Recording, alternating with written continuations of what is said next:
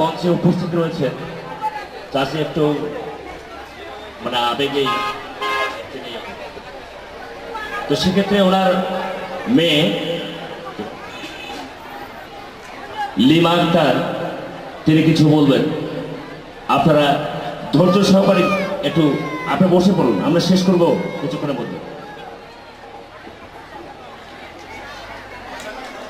আসসালামু আলাইকুম। আতিক কাজীকে হয়তো সবাই চেনেন, আমি ওনার বড় মেয়ে। উনি তো মারা গেছেন, অনেকে হয়তো বা জানেন, অনেকে হয়তো বা জানেন না। তার বড় মেয়ে হিসাবে আপনাদের কাছে আমার দাবি, আপনারা তার জন্য সবাই দোয়া করবেন। সে আগে কি করছে না করছে এটা তো সবাই জানেন, এটা আমার কিছু খুলে বলা লাগবে না। তা আমার একটা অনুরোধ, আপনারা সবাই ওনার জন্য দোয়া করবেন। ঠিক আছে, অত্যন্ত ধন্যবাদ। আমরা অবশ্যই তার জন্য দোয়া করব সবাই। তো এই পর্যায়ে আমি মঞ্চে আহ্বান জানাচ্ছি কাজী মুজিবুর রহমানের নাতনি, বেগম রোকেয়া বিশ্ববিদ্যালয়ের বাংলা বিভাগের প্রধান প্রফেসর ডক্টর শরীফা সালোরা টিনা। আছেন? আচ্ছা, আমরা সবাই একটু জোরে করতালি দেই। আমরা ঝিমিয়ে পড়েছি মনে হয়। আর একজন আমরা ফারুক বরাবর বক্তব্যের মধ্য দিয়ে মঞ্চে আসছেন বেগম রোকেয়া বিশ্ববিদ্যালয়ের বাংলা বিভাগীয় প্রধান প্রফেসর ডক্টর শরীফা সালোরা টিনা।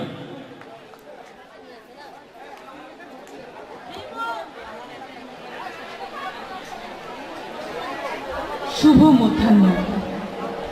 আজকের এই কাজী পরিবারের পুনর্মিলনের অনুষ্ঠানে প্রথমেই আমি আন্তরিকভাবে ধন্যবাদ এবং কৃতজ্ঞতা জ্ঞাপন করতে চাই যারা আয়োজক, যারা কলকাঠি নেড়েছেন এই একটি বিশাল উদ্যোগকে সফল করবার জন্য। তাদের সকলকে আমার আন্তরিক শুভেচ্ছা, অভিনন্দন, ধন্যবাদ। কারণ আমি যেই হই না কেন, কাজী পরিবারের কাজী মুজিবুর রহমান, মরহুম কাজী মুজিবুর রহমান আমার নানা, আমি তার কন্যার মেয়ে। সাধারণত এই পুরুষতান্ত্রিক সমাজে পুত্রের কন্যা বা পুত্ররা একটু অগ্রাধিকার পায়। আমার নানার 6 কন্যা, 1 পুত্র, যদিও সেই 1 পুত্রের কন্যাও এখানে উপস্থিত এবং কন্যাদের কন্যারাও এখানে উপস্থিত আছে। তো সেইখানে আমি ভীষণ গর্বিত। আমার ব্যক্তিগত যে স্মৃতির কথা যদি আমি একটু বলতে চাই, তাহলে আসলে নানা বাড়িতে এসে মামাদের যে আদর, খালাদের আদর, পাশের নানাদের আদর, নানিদের আদর পেয়েছি এবং ভীষণ মনে পড়ে যে এই বাড়িতে আজকে দুপুরে খেতে যাব, ওই বাড়িতে আজকে রাত্রে খেতে যাব। সবাই এসে ডাকাডাকি করে নিয়ে যায়, আদর করে তুলে মুখে খাওয়াতো। এই স্মৃতিগুলো আসলে ভীষণভাবে আমাদেরকে অনুপ্রাণিত করতো। মাঝখানে একটা দীর্ঘ বিরতি ছিল, সেই বিরতিটা হয়তো আমাদের বড় হওয়ার, হয়তো সবার কর্মসূত্রে নানা জায়গায় ছড়িয়ে ছিটিয়ে পড়বার।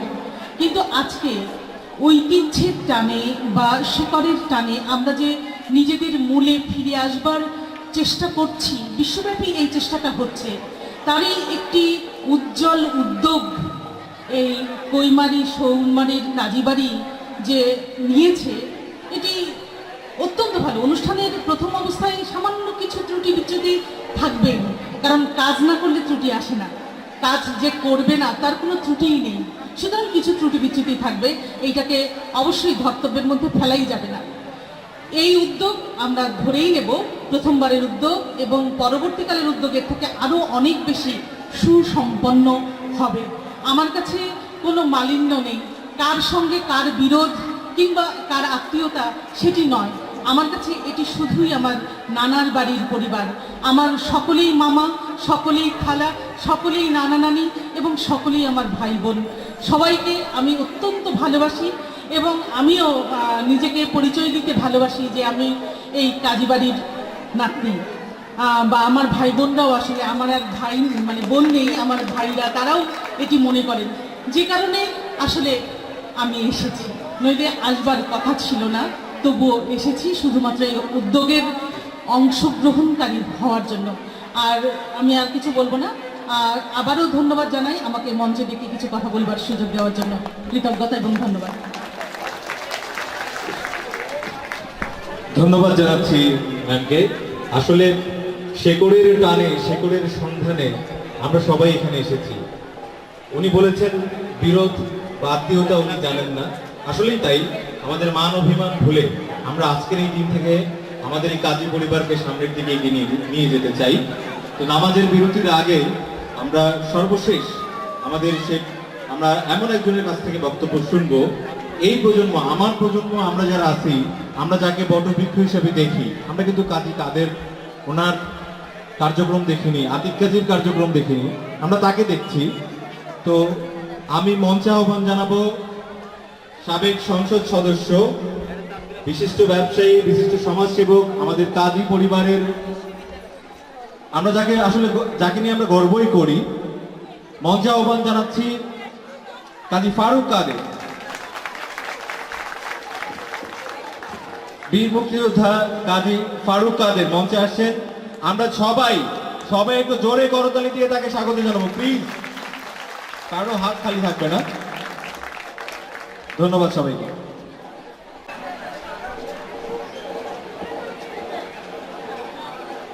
মানে বয়স ভেদে, সম্পর্ক ভেদে সবাইকে আমার সালাম এবং ভালোবাসা দিলাম। আজকে একটা আবেগপূর্ণ দিন। আমরা দূর দূরান্ত থেকে ছুটে এসেছি রক্তের টানে এক জায়গায় হওয়ার জন্য।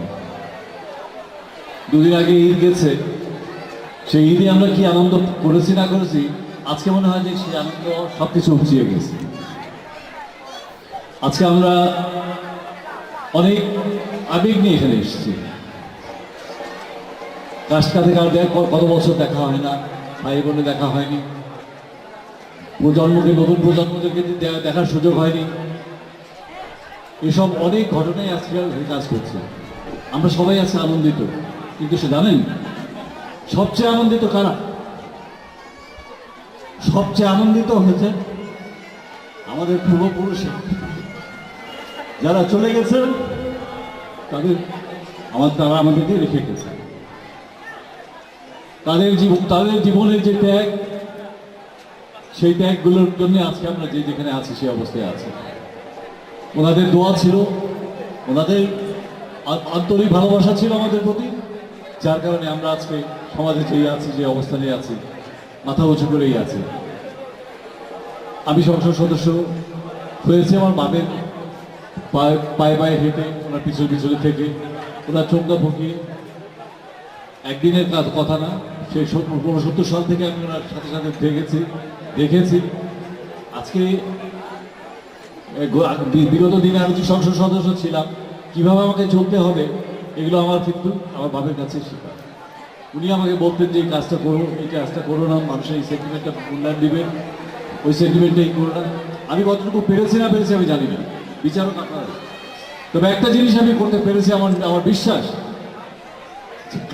আমার কার্যকলাপ নিয়ে কাউকে কোনোদিন কোনো মাথা হেট করতে হয়নি, কারোর কাছে গিয়ে কোনো কম্প্রোমাইজ করতে হয়নি, বলতে হয়নি যে ফারুক কাদেরের আমি অমুক আত্মীয় হই, ভাই হই বা ভাতিজা হই বা চাচা হই, যেই হোক, কোনোদিন কাউকে দ্বিধা দিয়ে কোনো কথা বলতে হয়নি। এটুকু আমি ব্যবস্থা রেখেছি। আমি কারোর কাছ থেকে একটা পয়সার কোনোদিন লেনদেন করি নাই। আমি আল্লাহ দিলে আমার সে প্রয়োজনও নাই, ভবিষ্যতে কোনোদিন করবো না। রাজনীতি করবো কি না করবো, এখন আমি নিজের থেকে যতটুকু চাপ মনে করি, আমি এই আত্মীয় স্বজনদের, এলাকাবাসীদের আরো বেশি চাপের মধ্যে থাকি। রাজনীতি করলে করা যায়, ছাড়তে গেলে বড় কষ্ট, এত সহজে ছেড়ে আসা যায় না। কারণ মানুষের কাছে একটা কমিটমেন্ট থাকে, মানুষের সাথে যে একটা হৃদ্যতা করে ওঠে, সেটাকে অবমূল্যায়ন করা হয় যদি সে মানুষ হঠাৎ করে সরে চলে যায় এগুলোর থেকে। যাই হোক, সেগুলোর দিন না আজকে আমাদের দিনটা হলো একটা পুনর্মিলনী। আমাদের রংপুরি ভাষায় যদি বলি সাগাই মিলানি, সাগাই মিলানি আজকে সবার মুখে মুখে একটা হাসি। এটার নামটা আমরা সাগাই মিলানি রাখি, কাজী গোষ্ঠীর সাগাই মিলানি। কি নামটা খারাপ হয়েছে? আমাদের যত আজকের পরের থেকে একে অপরকে খুঁজে খুঁজে বের করে সবার বাড়িতে সবাই যাব। একদিন তো ঠিকানা ছিল না, একদিন তো জানা ছিল না কে কোথায় আছে। এখন একটু বেহায়াপনাই করবো আমরা, বেহায়াপনা করে কাউকে হয়তো ফোন করে ভাগ্নি হোক বা ভাস্তি হোক, ভাই হোক, বলো যে তোর বাড়ি আইসো। এইটা করতে হবে। এটা করলে পরে হৃদ্যতাটা বাড়বে, এটা হলে পরে বন্ডেজটা স্ট্রং হবে। এটা হলে আগামী প্রজন্মদের আমরা চলে যাওয়ার পরে, আমরাও তো খরচার খাতায় পড়েই গেছি প্রায়, খরচার খাতায় আমরা চলে যাওয়ার পরে আমাদের যে আগামী প্রজন্ম আছে তারা যারা একটা সম্পর্ক রাখে, তাদের মধ্যে যে একটা বন্ধন থাকবে, সেই বন্ধনটা যেন দৃঢ়তা হয়। আমি এলাকায় আসি যাই সবার সাথে, সত্যি কথা বলতে যেটুকু আমার উচিত সেভাবে মেলামেশাও করার সুযোগ হয় না। কিছুটা এলাকা কেন্দ্রিক আমাকে কাজ করতে হয়, এলাকায় ঘুরি, 4 দিন 5 দিন থাকি, এলাকা অনেক বড় আমাদের, এই ঘুরে ফিরে কোনো মধ্যে চলে যায়। এমনও অবস্থা হয় যে অন্যান্য এলাকাগুলো ঘুরি ঠিকই, আমার পরিবারই সবারই ঘোরা হয় না। তো গত তারিখে আমি যখন এসেছিলাম সবাই মিলে আমাকে ধরলো যে না, অন্য কোথাও আপনার কি প্রোগ্রাম আছে না আছে আপনি সেটা করেন, কিন্তু কৈমারিতে একটা, শোলবাড়িতে একটা আপনাকে অনুষ্ঠান করতেই হবে। আমি একটা ঘরোয়াভাবে কৈমারিটা শুরু করলাম, আমাদের দুলাল কাজের বাসায় দুলালকে ডেকে বললাম যে দুলাল বাড়িতে একটা তলায় আয়োজন করে, ওখানে একটা আমি করলাম।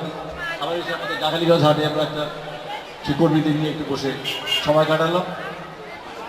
যাই হোক, সেটা আমার রাজনীতির সাথে আজকের এই অনুষ্ঠানের কোনো সম্পর্কই নাই।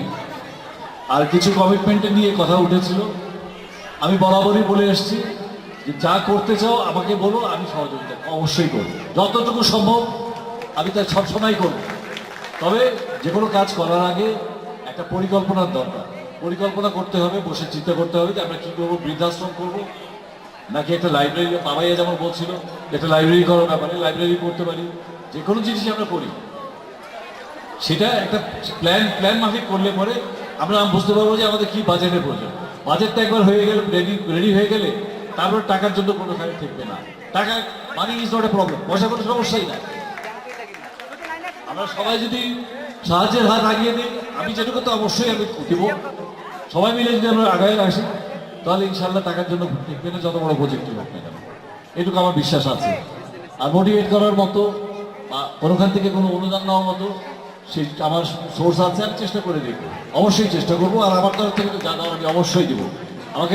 আমাকে টাকা পয়সার ব্যাপারে কোনোদিন বলতে হয় না যে এত লাগবে, আমাকে খালি বলতে হবে যে এই অ্যামাউন্টটা আমার লাগবে, আমি তখন দিয়ে দিই। তো আজকে নামাজের সময় চলে এসছে, 12:30 আমরা সিদ্ধান্ত নিয়েছিলাম যে 12:30টার মধ্যে এই প্রথম পর্বটা আমাদের শেষ করবো। তো 12:30 বেজে গেছে, মানুষ অনেকে নামাজে যাবেন, আর সকাল থেকে একটু গরম, আবহাওয়াটা একটু বৈরী। তারপরেও বলবো যে আল্লাহ লাখ শুকুর যে বৃষ্টি হয়নি, আমাদের কোনো অসুবিধা হয়নি, এটা আল্লাহর মেহেরবানি, আল্লাহর রহমত। আমি আর কথা বাড়াবো না, আমি আগামীতে এখানে আছি কয়দিন, আমি ওদের সঙ্গে আমার বসবো। আর ছোটো ভাই মহামেন, তারপর ভাতিজা রেফাত, নাতি নাহিদ, এরা সবাই মিলে যে অক্লান্ত পরিশ্রম করেছে, সেটা মানে তাদের সবার কাছে আমরা সবাই কৃতজ্ঞ থাকা উচিত। এদের এই প্রয়াসটা না থাকলে, এদের এই চেষ্টাটা না থাকলে আজকে এটা সফল হতো না। আজকে এখানে দেখা যাচ্ছে যে পুরো ভরা মঞ্চের, ভরা দর্শকদের মধ্যে আমরা সবাই দাঁড়িয়ে আছি, একটা তিল ধরনের জায়গা নাই। এত সুন্দর সমাবেশ আমি আশা করিনি এটা ম্যানেজ করে উঠতে পারবে। তবে একটা জিনিস বলি, এবারে যারা আমরা যা উপস্থিতি দেখেছি, আগামীতে যখন আমরা এই অনুষ্ঠানটা করব, আমাদের আরও বৃহৎ আকারে করতে হবে। এই কারণেই যে এই অনুষ্ঠানটার কথা শুনে আগামীতে আরও অনেকেই উদ্গ্রীব থাকবে এটা এসে যোগ দেওয়ার জন্য। তো তাদের জন্য সব কিছু মিলিয়েই আমাদের ব্যবস্থা নিতে হবে। আর এদের কাছে আবারও আমি তোদের কাছে কৃতজ্ঞতা স্বীকার করছি। ভাইজানও দেখি যে ভিডিও বেচারা রাত 12টার সময় আমি এখান থেকে গেছি, ওনাকে বললো ভাইজান বাড়ি যাবেন না, শরীর খারাপ হয়ে যাবে, তো যান। উনি নড়ে না, না আমি আসি ভালোই আছি। তো এই যে আবেগগুলো নিয়ে সবাই ছুটে আসছে, এটা একটা মানে ভাষায় প্রকাশ করার কিছু নাই। আর আমাদের যারা পূর্বপুরুষেরা ছিলেন, ওনারা শুয়ে আছেন আমাদের আশেপাশে সব আমাদের গোরস্থানগুলোতে, ওনাদের জন্য দোয়া করি। আমরা সবাই মিলে মনের থেকে দোয়া করি যে আল্লাহ ওনাদের সবাইকে বেহেশত নসিব করুন, সবাইকে আল্লাহ বেহেশতের বাসী বানান। আর আমরা ওনাদের দোয়াতে আমরা যেন আগামী দিনে আমাদের নিজেদের জীবন এবং আমাদের আগামী প্রজন্মের জীবনটাকে আমি সুকুমার করতে পারি। সবাইকে ধন্যবাদ, সবাইকে মনের অন্তরের অন্তঃস্থল থেকে আমি ভালোবাসা জানিয়ে আজকে আমার বক্তব্য এখানে শেষ করছি। খুদা হাফেজ, সবাই আবার ইনশাল্লাহ দেখা হবে।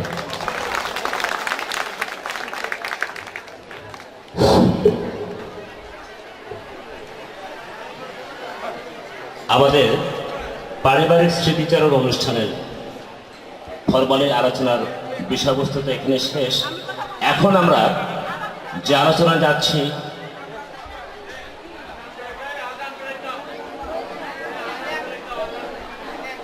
আজানের বিরতি দিচ্ছে।